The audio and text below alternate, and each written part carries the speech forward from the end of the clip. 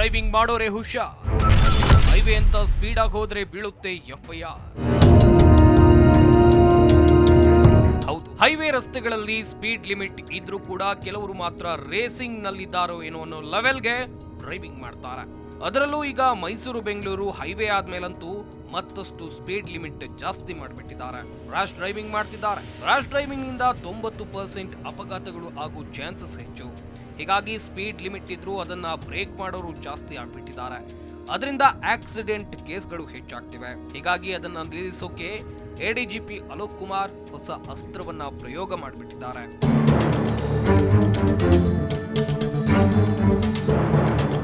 ಮೈಸೂರು ಬೆಂಗಳೂರು ಹೈವೇಲಿ high speed driving ಮಾಡೋರ ಸಂಖ್ಯೆ ದಿನದಿಂದ ದಿನಕ್ಕೆ ಹೆಚ್ಚಾಗ್ತಾ ಇದೆ. ಸಾಕಷ್ಟು ಜನ ಗಂಟೆಗೆ 130 ಕಿಲೋಮೀಟರ್ ಸ್ಪೀಡ್ ನಲ್ಲಿ ಹೋಗ್ತಾ ಇದ್ದಾರೆ. 155 ಜನ 130 ಕಿಲೋಮೀಟರ್ ಸ್ಪೀಡ್ ನಲ್ಲಿ ಗಾಡಿಯನ್ನ ಚಲಾಯಿಸಿಬಿಟ್ಟಿದ್ದಾರೆ ಅಂತ ಗೊತ್ತಾಗಿದೆ. ಸ್ಪೀಡ್ ಲಿಮಿಟ್ ಬಗ್ಗೆ ಸಿಸಿಟಿವಿ ಪರಿಶೀಲನೆಯನ್ನು ನಡೆಸಿದ್ದ ಸಂಚಾರಿ ಮತ್ತು ರಸ್ತೆ ಸುರಕ್ಷತೆ ಎಡಿಜಿಪಿ ಅಲೋಕ್ ಕುಮಾರ್ ಈ ವೇಳೆ ಹೈ ಸ್ಪೀಡ್ ಡ್ರೈವಿಂಗ್ ಮಾಡ್ತಿರೋದು ಗೊತ್ತಾಗಿದೆ.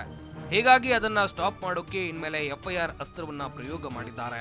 ಮೈಸೂರು ಬೆಂಗಳೂರು ಹೆದ್ದಾರಿಯಲ್ಲಿ ಇನ್ಮೇಲೆ ಯಾರೇ ಹೈ ಸ್ಪೀಡ್ ಚಾಲನೆ ಮಾಡಿದ್ರೆ ಅವರ ವಿರುದ್ಧ ಎಫ್ಐಆರ್ ದಾಖಲು ಮಾಡ್ತೀವಿ ಅಂತ ಎಡಿಜಿಪಿ ಅಲೋಕ್ ಕುಮಾರ್ ಖಡಕ್ ಎಚ್ಚರಿಕೆಯನ್ನ ಕೊಟ್ಟಿದ್ದಾರೆ.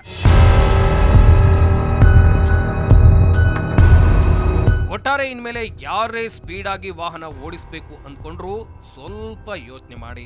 ಯಾಕಂದ್ರೆ ಬರೀ ಕೇಸ್ ಹಾಕೋದು ಬೇರೆ, ಆದ್ರೆ ಎಫ್ಐಆರ್ ದಾಖಲಾದ್ರೆ ಅರೆಸ್ಟ್ ಆಗಿ ಕೋರ್ಟ್ಗೆ ಹಾಜರುಪಡಿಸ್ತಾರೆ.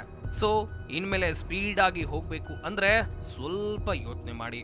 ಹೆಚ್ಚಿನ ಅಪ್ಡೇಟ್ಸ್ಗಳಿಗಾಗಿ ನೋಡ್ತಾ ಇರಿ ಭಾರತ್ ಒನ್.